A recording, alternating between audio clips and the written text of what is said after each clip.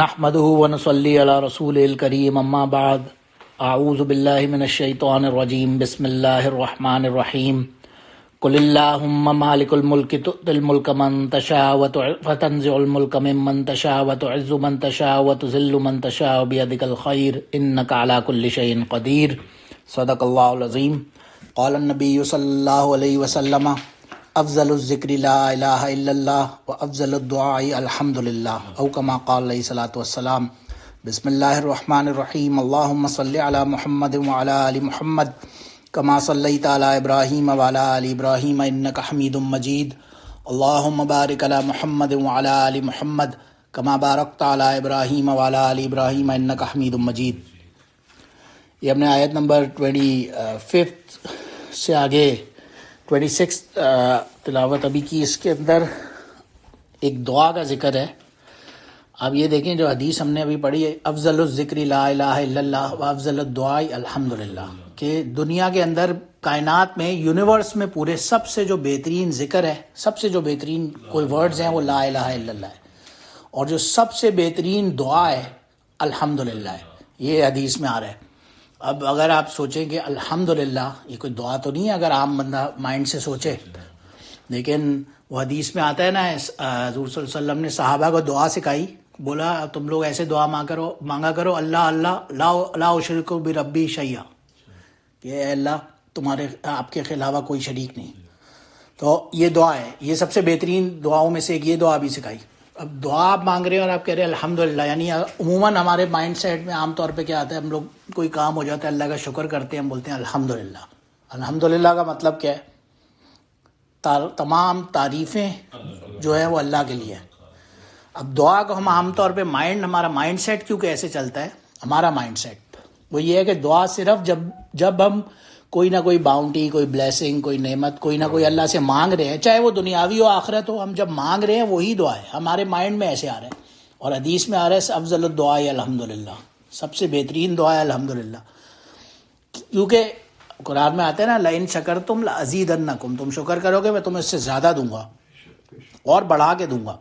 اس لیے آ رہا ہے الحمدللہ، جب بندہ ہر چیز پہ شکر کرے گا تو اللہ کو تو ہماری جو بھی ہماری حاجات، جو ہماری وشز، ڈیزائر، جو ہماری وانٹس ہیں، اللہ کو وہ ویسے ہی پتہ ہے، اللہ کو ہمیں بتانے کی تو ضرورت اللہ کو ہے نہیں۔ نحن اقرب الیہ من حبل الورید، میں تمہاری شارک سے زیادہ قریب ہوں، تو وہ تو ہمیں جانتا۔ اس کا مین ہم نے جب اللہ کی تعریف کی تو وہ بائی ڈیفالٹ دعا ہو گئی، اور پھر اللہ ہمیں اس کے وسیلے سے ثواب تو آئے گا، اللہ اتنا خوش ہوگا کہ خود بخود ہمیں دے گا۔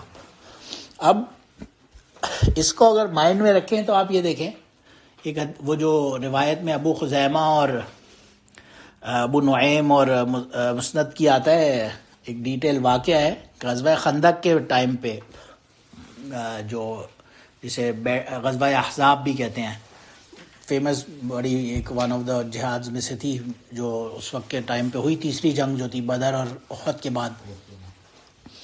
اس کے اندر کیا ہوا، کیونکہ تمام جتنے بھی نان مسلم تھے وہ سب گیدر ہو گئے اکٹھے، وہاں سے جوز نے بھی کولیبریشن کر لیا کافروں سے، اور سب کے سب مل کے اب حملہ کرنے لگے، تو اور مسلمان basically they were out numbered. تو انہوں نے ڈیسائیڈ کیا، اس وقت سلمان فارسی رضی اللہ عنہ جو کہ ہی واز اے پرشین، وہ وہاں سے آئے تھے، ان کی اپنی ایک بہت لمبی سٹوری ہے، وہ اس میں ہم ابھی نہیں جاتے۔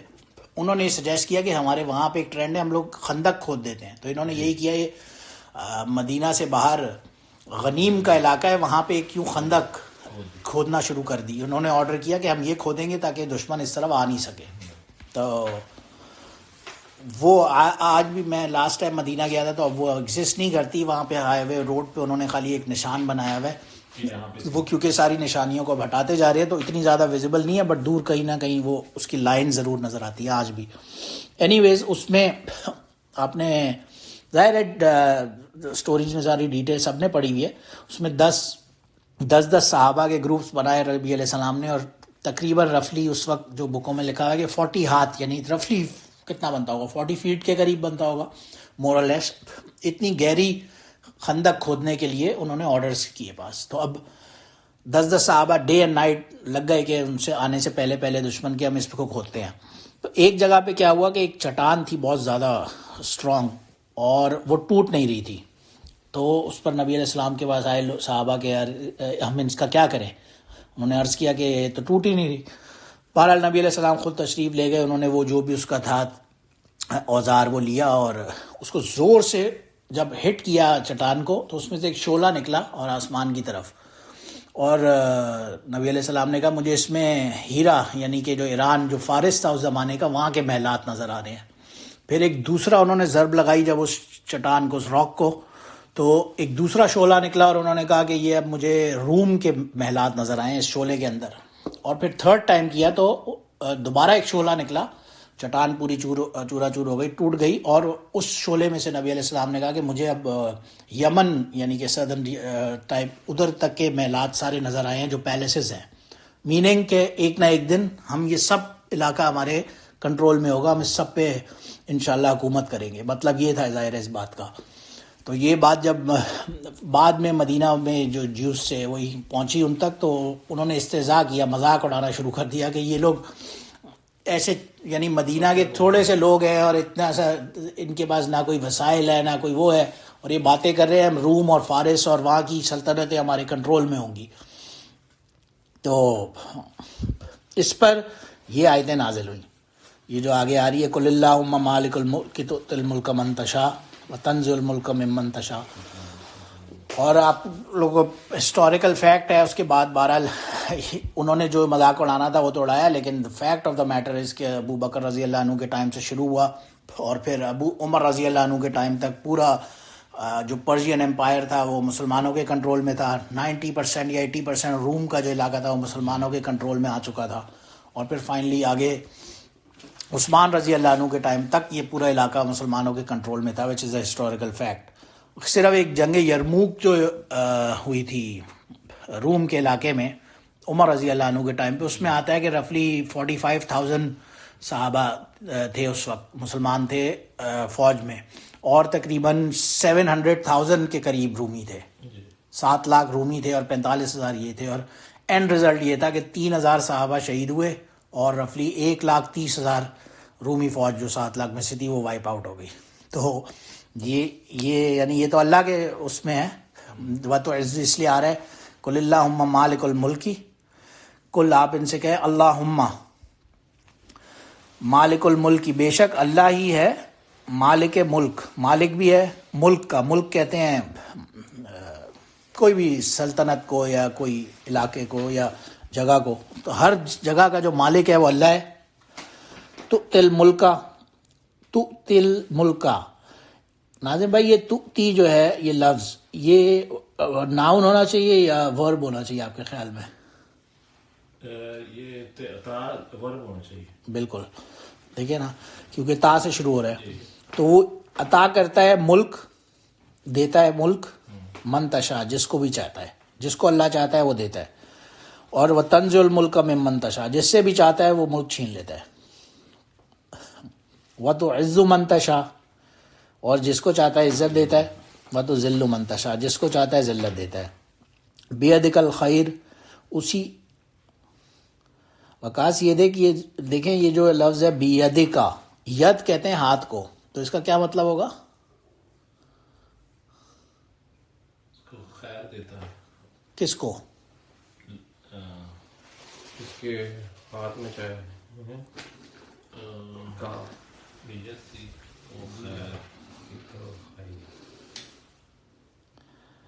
آپ بھی کلاس میں ہیں بھائی, آپ بھی کلاس میں, آپ کو آپ کے ہی ہاتھ میں, ہم دعا مانگ رہے ہیں نا اللہ سے, تو آپ کے ہی اللہ کے ہی ہم اللہ کو ایڈریس کر رہے ہیں, تیرے ہی ہاتھ میں ہے.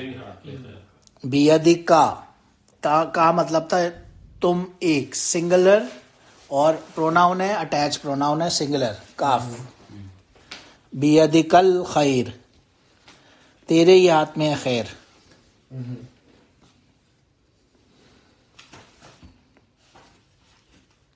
انکا علی کل شیء قدیر, انکا کا سنگولر اور انکا علی, تو ہی ہے ہر چیز پر قادر. اگین کاف آ گیا نا, تو ہی ہے ہر چیز پر قادر. کیونکہ ہم ضمیر بہت زیادہ ریپوٹیشن میں آ رہی تھی، یہاں کاف 2 جگہ آئی ہے اگر آپ نوٹ کریں. اٹیچ پروناؤن ہے اور singular and second person address کرنے والے کا خطاب ہو رہا ہے. تو یہ ہم اللہ سے کیونکہ دعا کر رہے ہیں، اور اللہ نے یہاں پہ فرمایا بیدک الخیر، خیر ہے. حالانکہ اگر دیکھا جائے ایک طرف کسی سلطنت، کیونکہ تو عزو من تشاء ہے لیکن تو ذلو من تشاء بھی تو آ رہا ہے، تو اگر کسی کی حکومت چھن جانا کیسے خیر ہوگی یا کسی کو نقصان پہنچ جانا. لیکن بات یہ ہے کہ ایک عربی کا ایک بہت فیمس پوئٹ ہے، شاعر ہے، متنبی اس کا نام ہے، اس کا ہے مصائب قوم عند قوم فوائد. یہ اس کا شعر ہے. کیا مطلب کہ بعض قوموں کے لیے یا لوگوں کے لیے جو چیز نقصان دہ ہوتی ہے وہ دوسرے کے لیے فائدہ مند ہوتی ہے. تو وہ کہتے ہیں نا problem is equals to opportunity. کہیں نہ کہیں کسی ایک کے لیے جو چیز پرابلمیٹک ہے وہی کسی دوسرے کے لیے اپرچونسٹ بن کے اور فائدہ اٹھا سکتا ہے اس سے. وہ آپ نے اگر ایک آسکر شنڈلر جو تھا اس زمانے میں، آپ نے سنا ہوگا، وہ جو جیوز کو جب نازیز مار رہے تھے، یا جو بھی ہم نے سٹوری سنی ہے اس میں صحیح غلط جو بھی ہے، لیکن وہ اسی پرابلم کو مینیپولیٹ کر کے اور کتنے پیسے کما رہا تھا. حالانکہ جنگ ہو رہی ہے، تو وہ جنگ ہو رہی ہے، مر رہے ہیں لوگ دونوں طرف، ورلڈ وار ہو رہی ہے، اور وہ بندہ جو ہے وہ رچ سے رچ ہوتا جا رہا ہے بھارت. تو ایک طرف کسی کے لیے جو پرابلم ہوگی اور دوسرے کے لیے وہ فائدے مند بھی ہوگی. اس وجہ سے بیدک الخیر کا کہ کسی نہ کسی کے لیے تو فائدے مند چیز ہوگی.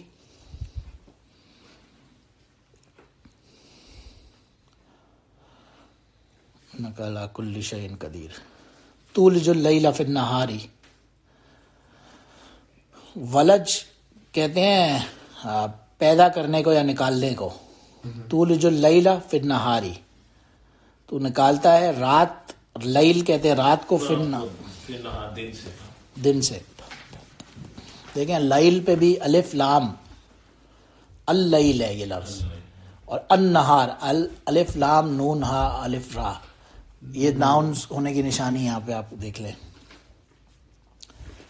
اور تولج النہار فی اللیل، جو وہ نکالتا ہے دن سے رات کو، دن سے رات، رات کو دن سے دن. دیکھیں ایسے ابھی ہم سردیوں میں جا رہے ہیں، کتنا ایزی ہے اس بات کو سمجھنا. وہی جو دن تھا وہ 8، ہمارے یہاں کینیڈا میں 8:30 10:30 بجے تک عشاء جاری تھی. اب مغرب آپ سمجھ لیں 8:30 رفلی تک جاری تھی. وہ پیچھے جاتے جاتے جاتے جاتے ابھی نومبر صرف آیا، اور آپ دیکھیں تو وہ آلریڈی 6:30 بجے تک آیا، 6:15، اس سے بھی پہلے 6:20 سم تھنگ تک، 6:15 کہہ لیں عشاء مغرب آ چکی ہے. تو وہ دن جو ہے وہ کم ہوتا جا رہا ہے، اسی رات میں سے دن میں سے رات نکلتا جا رہا ہے، نکلتی جا رہی ہے. اور یہی پھر سمر آنا شروع ہوگا جنوری فیبرری کے بعد سے، آپ دیکھیں گے وہی دن بڑھتا جائے گا اور رات میں سے دن نکلنا شروع ہو جائے گا. تو یہ تو اللہ کی کمال ہے، ظاہر ہے اللہ کی ہے. اور ویسے ایک دوسری بھی انٹرپریٹیشن ہے، اگر آپ دیکھیں تو جو یہ یونیورس ہے اس کی جو ریئل ہے وہ اندھیرا ہے، وہ رات ہے، لیل ہے. اور یہ ایک جگہ آتا ہے نا یسلقہ النہار، اس میں سے اللہ دن کو کھینچتا ہے. یعنی اس اندھیرے میں اگر یہ سورج بجھ جائے یا یہ لائٹس نہ ہو تو پورا کا پورا یونیورس جو ہے وہ بلیک آؤٹ ہو جائے، اور وہ اس کا ٹیمپریچر ڈراپ ہوتے ہوتے ہوتے ہوتے مائنس میں اتنے several hundreds and thousands of minus degrees میں جا کے سب ختم ہو جائے راتوں رات. یہ اللہ کا نظام ہے. اس میں سورج ڈالا ہے اس نے، وہ روشنی ڈالتا ہے تو وہ ویدر کو وارم اپ کرتا ہے اور اندھیرے کو ختم کرتا ہے. جو ان ریالٹی ہے یونیورس وہ اندھیرا ہے. تو یہ اللہ کی ظاہر ہے ایک میریکل ہے، اس اندھیرے میں سے دن نکال دیتا ہے، روشنی نکال دیتا ہے. وَتُخْرِجُ الْحَيَّ مِنَ الْمَيِّتِ، اس کا کوئی اگزامپل دے سکتا ہے؟ تخرج الحی من المیت، حی کہتے ہیں زندگی کو، میت مطلب موت. زندگی میں سے موت کیسے نکالتا ہے؟ ایک زندہ چیز میں سے ایک مردہ چیز نکالتا ہے، یوں ترجمہ کر لیں. آپ کی روح کو نکال دینا، وہ بھی مطلب ہو سکتا ہے بالکل. یہاں پہ ایک دوسرا مطلب یہ بھی ہو سکتا ہے، مثال کے طور پہ ایک مرغی ہے، وہ انڈا دیتی ہے. مرغی ایک حیات، ایک زندہ چیز ہے. انڈا is not a living thing, وہ ایک نان لیونگ تھنگ ہے. تو اس زندہ چیز میں سے وہ مردہ چیز کو نکال رہا ہے. کہ انسان ہے، انسان از اے لیونگ تھنگ، اس کے اندر سے سپرم کا ایک ڈراپ ہے، وہ نان لیونگ تھنگ ہے ان اٹ سیلف.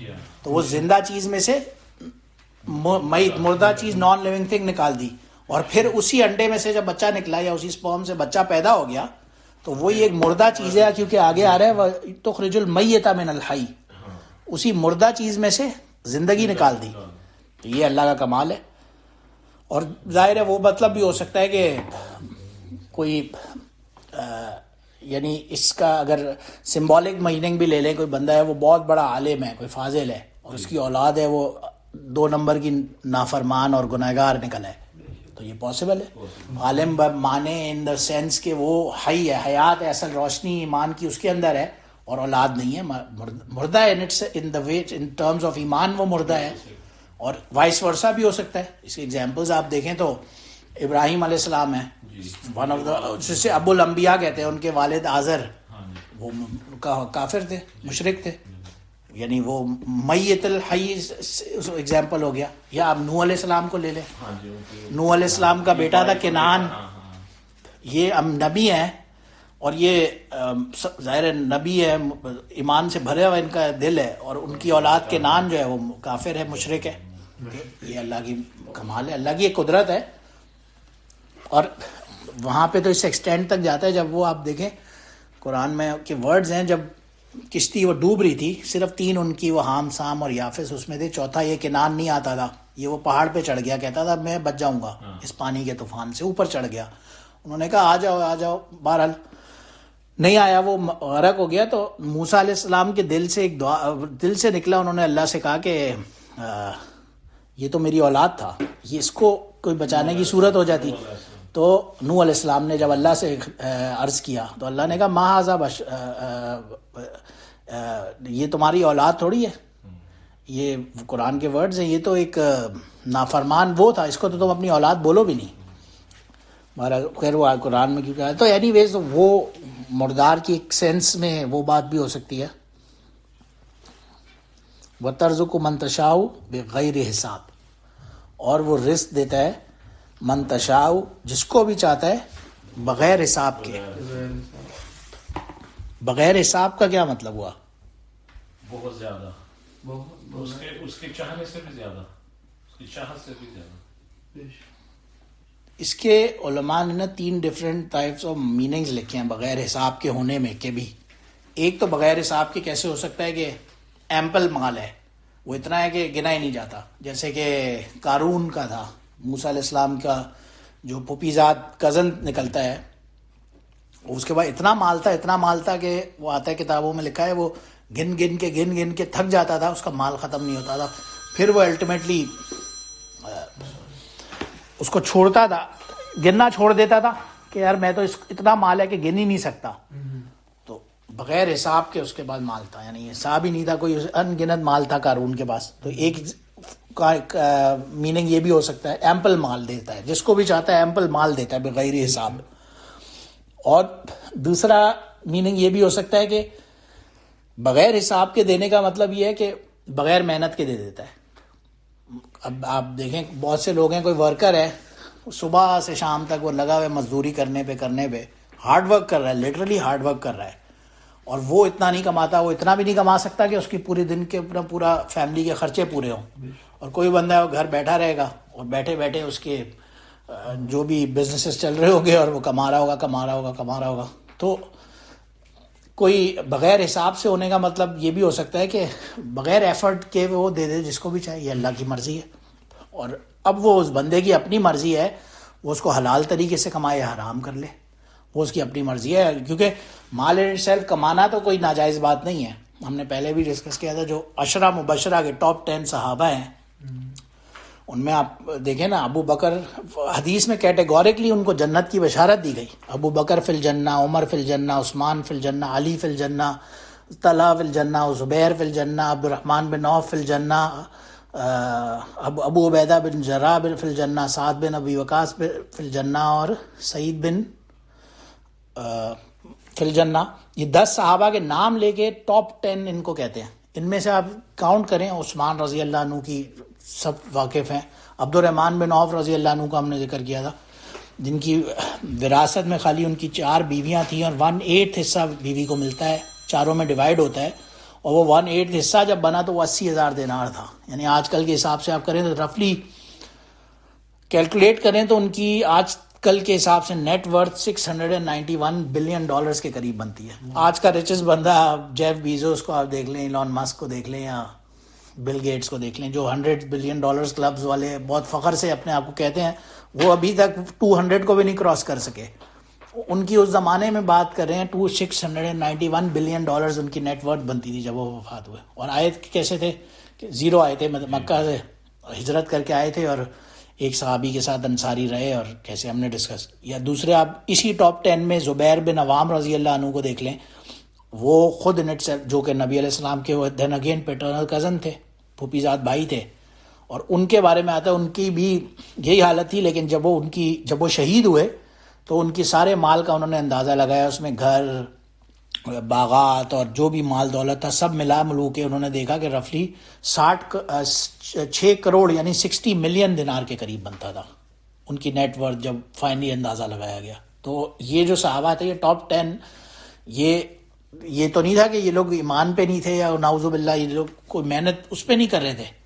دین پہ الگ محنت تھی، لیکن مال کمانا اٹ سیلف کیونکہ منع نہیں ہے تو اس پہ بھی لگے ہوئے تھے، اور وہ حلال طریقے سے کما رہے تھے. تو بغیر حساب کا مطلب یہ ہے کہ بغیر محنت کے بھی اللہ جس کو چاہے دے گا، جس کے نصیب میں ہوگا اس کو ملے گا.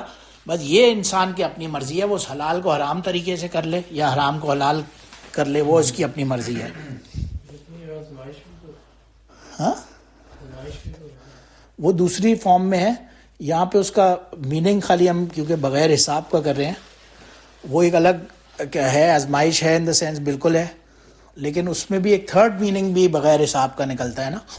وہ یہ ہو سکتا ہے کہ مال تو اللہ دے گا اور حساب بھی نہیں لے گا، وہ بھی بغیر حساب کا یہ بھی میننگ ہو سکتا ہے. جیسے سلیمان علیہ السلام کے کا آتا ہے، اللہ نے کہا تھا ھذا عندنا، یہ ہماری طرف سے ہے، من او امسک، جتنا مرضی ہے خرچ کرو، جتنا مرضی ہے روک کے رکھو اپنے پاس، بے شک ہوٹ کر کے رکھو، کوئی تم سے پوچھ گچھ ہی نہیں ہے. تو یہ بھی اللہ کی مرضی ہے. یہ تینوں فارم میں بغیر حساب ہو سکتا ہے کسی طریقے سے بھی، یہ اللہ کی مرضی ہے. تو بہرحال